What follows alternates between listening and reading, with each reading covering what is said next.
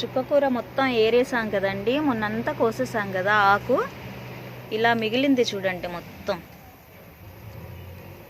ఇది మళ్ళీ ఒక 4-5 డేస్లో మీకు మళ్ళీ చూపిస్తాను, ఎలా ఎదిగిద్దో ఎలా వస్తుందో అప్పుడు చూపిస్తాను మీకు. చూడండి ఇలా ఖాళీ అయిపోయింది మొత్తం. ఎంత నిండుగా చూపించాను మీకు.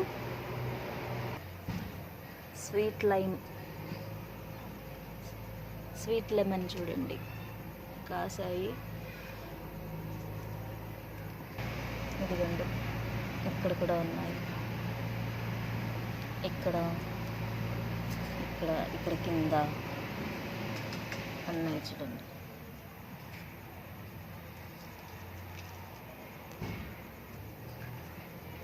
Sweet lemon